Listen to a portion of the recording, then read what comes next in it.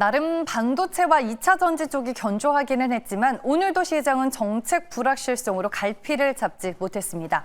최근에 시장 흐름을 보면서 몸과 마음이 지치는 투자자분들이 많아지시는 것 같은데요. 마지막까지 힘을 내서 내일장을 준비해 보겠습니다. 대결 내일의 테마, 매일경제TV 김민성 주머니 매니저와 함께합니다. 안녕하세요. 네, 안녕하십니까. 네, 플리토 종목 리뷰로 시작을 할 텐데 오늘 모멘텀이 있었나요, 이 종목? 네, 기사가 나온 게 플리토가 개발한 이제 언어 번역기에 대한 호평이 만들어지기 시작을 하면서 드디어 제가 전에도 말씀을 드렸던 게 돈을 벌기 시작하는 기업인데 그만한 또 기술력을 계속해서 호평을 받고 있다 보니까 결국에는 사업성이 좋은 기업들은 이렇게 기대감이 커진다라 보시면 좋을 것 같습니다. 그래서 차트 한번 보여주시게 되면 오늘도 넥스트레이드부터 움직이기 시작을 하면서 윗꼬리를 달긴 했지만 정규장 기준으로 보시게 된다라고 하면은 그래도 차트 흐름이 그렇게 나쁘진 않습니다. 저점 대비해서 계속 고점을 높이고 있는 상황이고 앞전에 있었던 이제 고점을 다시 한번 터치를 하기 위한 돌파 테스트를 하고 있다고 보시면 좋을 것 같은데 저는 오히려 한 번에 쭉 올라가기보다는 이렇게 앞전에 있었던 매물대를 소화하고 나서 올라가야지만 좀 더 시원하게 갈 수가 있기 때문에 지금에 대한 흐름은 저는 걱정보다는 앞으로 더 크게 갈 준비라고 좀 판단이 되고 있어서 그 부분 참고하시면서 여전히 홀딩에 대한 의견 말씀드려보도록 하겠습니다. 네, 8월 1일에 소개해드렸는데 벌써 이제 수익률이 22%에 달하고 있습니다. 전고점을 향해 꾸준하게 주가는 상승하고 있다. 그리고 홀딩 관점 유효하다라고 리뷰를 해주셨습니다. 이제 본론으로 들어가서 테마를 선점하기 앞서서 키워드부터 확인해 볼게요. 네, 저는 이제 한동안 또 다시 한번 여기에 대한 장세가 올 거라 생각을 하고 있습니다. 성장주의 장세가 오면은 네. 코스닥 또 크게 움직일 수가 있으니까 오늘은 코스닥에 조금 더 집중해서 말씀드려보도록 하겠습니다. 네, 코스닥 하면은 또 지배하고 있는 대표적인 섹터가 2차 전지, 제약바이오가 아닐까 싶은데 네, 첫 번째 테마부터 확인을 해보겠습니다. 의미심장하게 네. 웃으시는데 첫 번째 테마는 섹터 공격이가 참 무섭습니다. 네, 예측이 가능했습니다. 코스닥 안에서 2차 전지 얘기를 빼놓을 수 없기 때문인데 지금 2차 전지 테마 안에서는 키워드가 리튬 혹은 ESS일까요? 맞습니다. 그냥 그 두 가지의 포커스가 지속적으로 시장에 이어지고 있다고 보시면 좋을 것 같습니다. 지금 최근 이슈를 보시게 되면 중국에서 리튬에 대한 광산 가동이 중단되면서 탄산 리튬 가격이 상승을 하고 있습니다. 결과적으로는 리튬 가격이 상승을 한다. 이거는 2차 전지에 대한 수요가 늘어난다라는 좀 상징적인 역할도 있지만 2차 전지에 대한 사업 자체가 영업이익이 좀 늘어날 수가 있다라는 기대감도 만들어지다 보니까 전반적으로 2차 전지 소재부터 해서 강한 시세가 만들어지고 있다고 보시면 좋을 것 같고요. 그리고 또 이제 전에도 계속해서 강조를 드렸던 게 2차 전지가 들어가는 게 전기차뿐만이 아니라 ESS, 로봇, 드론 여러 가지 산업에 들어가고 있는데 그 중에서 실적에 대한 모멘텀을 최근 들어서 만들어내고 있는 게 ESS입니다. 그래서 앞으로도 ESS에 대한 수요는 굉장히 긍정적이기 때문에 여기에 대한 모멘텀이 붙는다라고 하면은 2차 전지는 조금 더 빠르게 강한 시세를 보여줄 수가 있을 거다라고 좀 판단이 되고 있으니까 여기에 대한 이슈들 계속해서 체크해 보시면 좋을 것 같습니다. 네, 알겠습니다. 2차 전지 안에서는 최근에 어떤 부분이 이슈가 되고 있는지 저희가 첫 번째로 확인을 해봤고요. 장점과 단점도 분석을 해보죠. 네, 2차 전지에 대한 장점이라고 말씀을 드리면은 제가 과거부터 좀 이제는 좀 상승에 대한 사이클이 온다. 그리고 2차 전지는 장기적으로 봐야 된다는 항상 말씀을 드렸는데 2차 전지는 커다란 장점이 탄소 중립이라든지 친환경 에너지 쪽에 대한 핵심 산업이기 때문에 우리가 단발성으로 보는 게 아니라 중장기적인 모멘텀으로 크게 길게 봐야 되는 게 커다란 장점이라고 보시면 좋을 것 같습니다. 그만큼 상승에 대한 룸이 좀 길게 갈 수가 있다는 게 커다란 장점이겠죠. 그리고 두 번째로는 이제 전기차 배터리에 대한 교체 사이클이 만들어지고 있습니다. 제가 5월 달에 첫 코너를 시작할 때 말씀을 드렸던 게 2015년부터 전기차에 대한 보급이 본격적으로 시작이 됐고 거기에 대한 배터리 수명이 끝나는 시기가 올해부터 시작이 됐다. 그래서 전기차에 대한 배터리 교체 사이클이 만들어지기 시작을 한다라고 하면은 그걸 통해서도 2차 전지 수요가 늘어날 수가 있다 보니까 본격적으로 캐즘 현상을 돌파할 수가 있는 게 올해부터 점차적으로 교체 사이클까지 맞물리게 된다라고 하면은 충분히 기대해 볼 수가 있다라는 점을 좀 참고해 보시면 좋을 것 같습니다. 네, 알겠습니다. 장점 먼저 분석을 해봤고요. 참 신기한 게 오늘 제가 지인으로부터 카톡을 받았습니다.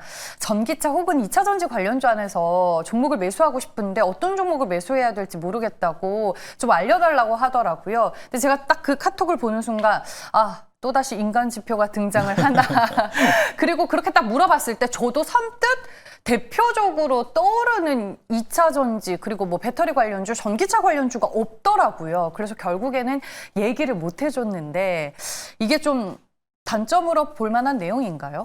그렇죠. 아무래도 이제 종목에 대한 선별이 굉장히 중요합니다. 그래서 제가 힌트를 좀 드린다라고 하면 글로벌적인 밸류체인을 가지고 있는 종목이 가장 중요하다. 이 부분을 보시면 좋을 것 같습니다. 그래서 테슬라에 대한 모멘텀을 가지고 있는 LNF라든지 LG 에너지 솔루션 이런 쪽에는 공급망이 조금 다변화가 되고 있고 글로벌 매출을 좀 가져갈 수가 있다 보니까 글로벌적인 의존도가 높은 기업들을 한번 체크해 보셔도 좋을 거라고 지인분에게 전달해 주시면 좋을 것 같습니다. 알겠습니다. 방송을 보고 있을런지는 모르겠는데 추가적으로 우리가 또 유념해서 체크해야 할 단점으로 볼 만한 내용은 뭐가 있는지도 궁금하네요. 네, 최근 이슈, 호재성에 대한 이슈를 사실은 좀 우리가 디테일하게 들어본다라고 하면은 수요가 늘어나서 가격이 상승하는 리튬이 아니라 사실상 이제 중국에 대한 공급이 중단이 되면서 공급이 좀 부족해지다 보니까 상승을 하는 여건이 있습니다. 그래서 거기에 대한 원자재 가격이 다시 한번 공장이 가동이 된다라고 하면은 변동성이 커질 수가 있다 보니까 거기에 대한 세론도 우리가 어느 정도 체크를 해봐야 된다라고 보시면 좋을 것 같고요. 그리고 두 번째로는 이제 대규모 증설 경쟁이 이어지고 있습니다. 우리가 이제 새만금 프로젝트라든지 글로벌적으로도 2차 전지에 대한 공급망을 계속해서 높여가고 있는데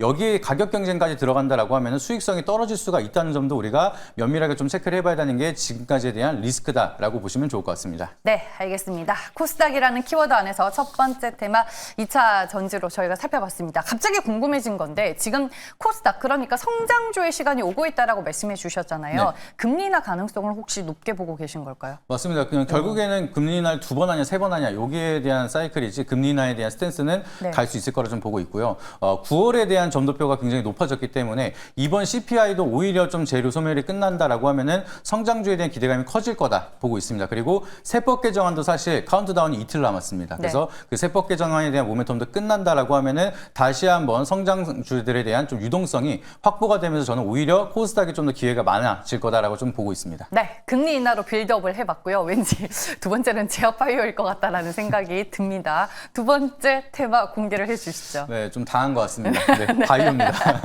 네, 제약바이오 안에서는 지금 어떤 이슈를 중요하게 봐야 될까요? 네, 긍정적인 소식이죠. 제가 최근 들어서 바이오 말씀드릴 때 언급을 드렸었는데 그게 좀 기정화 사실이 됐습니다. 미국에서 생물보안법을 다시 한번 재추진한다는 소식이 만들어지면서 작년보다 통과 가능성이 굉장히 높아지고 있다라고 얘기를 하고 있습니다. 그래서 생물보안법은 기본적으로 중국에 대한 바이오 기업을 배제하기 위해서 만든 법안이기 때문에 한국의 반사이익이 확실히 커질 수가 있다는 점이 한국 바이오 기업에 좀 커다란 모멘텀이 될 수가 있다는 점 체크해 보시면 좋을 것 같고요. 그리고 다시 한번 스물스물 얘기가 나오고 있는 게 휴가철에 실내 활동이 증가가 되기 시작을 하면서 코로나에 대한 재유행 비상이 나타난다라는 기사를 심심치 않게 보고 있습니다. 그래서 이게 과거처럼 팬데믹까지 간다라고 말씀을 드리는 건 아니지만 여기에 대한 우려감만 형성이 된다 하더라도 바이오에 대한 테마 사이클이 한 번 더 올 수가 있다 보니까 여기에 대한 이벤트들도 한 번씩 체크해 보시면 좋을 것 같습니다. 네, 알겠습니다. 바이오 이슈 체크를 해봤습니다. 장점으로는 우리가 뭘 더 볼까요?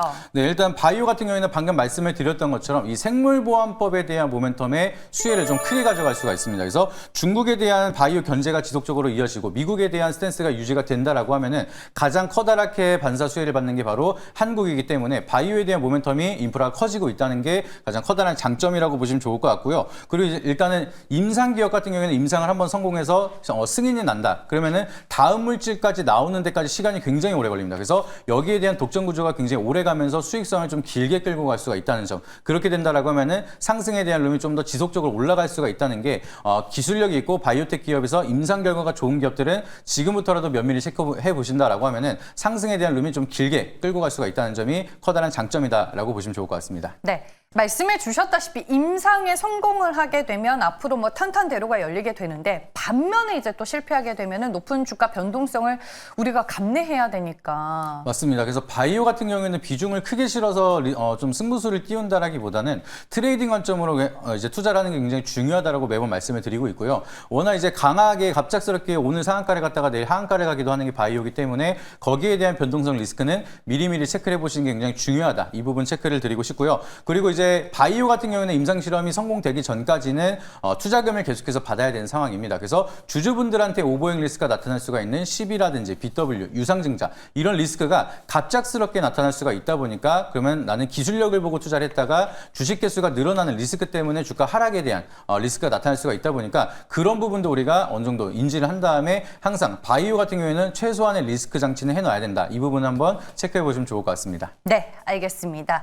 두 번째 테마는 바이오로 저희가 알아봤습니다. 이제 김민성 매니저의 선택만을 남겨두고 있습니다. 어떤 테마에 손을 들어주시겠어요? 네, 뭐 다 맞추셔가지고 막 더 하면은 종목까지 맞출 것 같아서 이제 빨리 그렇게 말씀드리도록 하겠습니다. 오늘은 바이오에 대한 선택을 해서 한 번 더 좀 좋은 모멘텀 한번 체크해 드려보도록 하겠습니다. 네, 바이오를 선택해 주셨고요. 그 안에서 종목은 뭘 볼까요?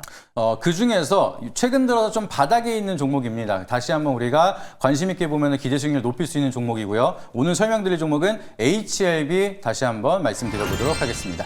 상당히 의외인 종목입니다. 왜냐하면은 지금 간암 치료제인 리보세라닙이 미국 진출이 계속 지연이 되고 있잖아요. 맞습니다. 이제 한국인은 3세판이라고 벌써 세 번째 도전 기간이 나타나고 있는데 중요한 거는 저는 이제 이 리보세나립에 대한 좀 본질에 집중을 해봤습니다. 그동안 FDA 승인이 좀 반려가 됐었던 게 보안 요청이 났던 게 물질에 대한 효능으로 반려가 된 건 한 번도 없고요. 이 CMC 생산에 대한 유통망에서 좀 계속해서 보안 지적이 나타났기 때문에 결과적으로 리보세나립에 대한 성능은 이미 3상까지 성공을 했기 때문에 거기에 대한 기술력이 다시 한번 부각이 된다라고 하면은 상방에 대한 모멘텀이 다시 한번 커질 수가 있다라는 점을 좀 주목을 했다라 보시면 좋을 것 같습니다. 네, 알겠습니다. 리보세나립 그리고 캄렐리주맙 병용 승인 기대감을 우리가 또 주목해 봐야 한다라고 말씀을 해주셨고 그 외에 우리가 좀 체크를 해야 할 투자 포인트 내용은 더 없을까요? 제가 단점으로 말씀드렸던 게 12 발행이라든지 BW 네. 발행을 조심하자 말씀을 드렸는데 그거에 대한 역발상을 한번 말씀드려보도록 하겠습니다. HLB 같은 경우에는 지금 38회차부터 39회차 12가 전환 청구가 가능한 기간이 도래를 했는데 이게 금액이 38회차 같은 경우에는 600억이고요. 39회차는 330억입니다. 그래서 반대로 생각하면은 우리가 930억에 대한 오버행 리스크가 나타날 수가 있지만 아직은 주식을 상장하지 않았고요. 그리고 제가 공시를 확인해 보니까 상장할 수 있는 평단가가 54,000원에서 55,000원입니다. 그러면 현재 주가는 4만 원대이기 때문에 훨씬 더 상승에 대한 룸이 많은 상황이고 여기에 대한 오버행 리스크가 나오기 위해서는 5만 원 이상까지도 올라가야지만 추가 상장이 되는 상황이기 때문에 오히려 12가 상장을 해서 엑시트가 나오기 위해서는 지금보다도 주가가 올라가야 되는 상황이라서 지금 사채권자보다 유리하게 들어갈 수 있는 가격이 지금 현재 가격이다. 이렇게 보시면 좋을 것 같고요. 오버행 리스크 같은 경우에는 우리가 갑작스럽게 세론이 나타나는 게 아니라 공시로 미리 추가 상장에 대한 공시가 나오고 그 다음에 언제 상장하는지 날짜까지 나옵니다. 그래서 그 공시가 나오기 전까지는 지금 당장에 대한 오버행 리스크는 나타나지 않다 보니까 오히려 사채권자에 대한 상승을 위해서 준비하고 있는 과정에 우리는 좀 더 저렴한 가격으로 들어갈 수 있는 가격에 대한 메리트를 한번 공략해보자라고 한번 말씀드려보도록 하겠습니다. 네, 오버행 우려 없고 일단은 뭐 지금 주가가 놓여 있는 위치 자체가 전혀 가격적으로 부담이 없는 자리다라고 말씀을 해주시는 것 같은데 주가 최근에 많이 빠졌어요. 맞습니다. 지금 계속해서 바닥권에 있는 상황인데 사실 저는 여기서 뭐 커다란 악재가 아닌 이상은 더 빠지기는 어렵다라고 좀 판단이 되고 있어서 편하게 말씀을 드리는 거고요. 이것도 마찬가지로 넥스트레이드로 접근이 가능한 종목이라서 현재가로 편히 말씀드리고 1차 목표가는 55,000원 그리고 손절가 라인은 38,000원으로 제시 드릴 테니까 가격 전략 한번 참고해 보시면 좋을 것 같습니다. 네, 알겠습니다. HLB를 오늘의 종목으로 만나봤습니다. 무료 방송에서는 어떤 얘기 준비하셨을까요? 네, 오늘은 12 관련해서 말씀을 드렸는데 이 12에 대한 평단가를 통해서 계산을 하고 투자하는 게 굉장히 생소하실 겁니다. 하지만 그걸 통해서 제가 많은 결과를 이미 보여드렸기 때문에 거기에 대한 투자 방식 제가 제대로 알려드리도록 할 테니까 네이버 밴드의 김민성 검색하셔서 이따가 4시 반에 올라오는 유튜브 링크 참여해서 오늘의 공개 방송도 놓치지 마시고 많은 학습해 보시길 바라도록 하겠습니다. 네, 알겠습니다. 어려운 부분까지 쉽게 설명해 주신다고 하니까요. 여러분들 많이 들러보시길 바라겠습니다. 대결 내일의 테마 지금까지 매일경제TV 김민성 주머니 매니저와 함께했습니다. 고맙습니다.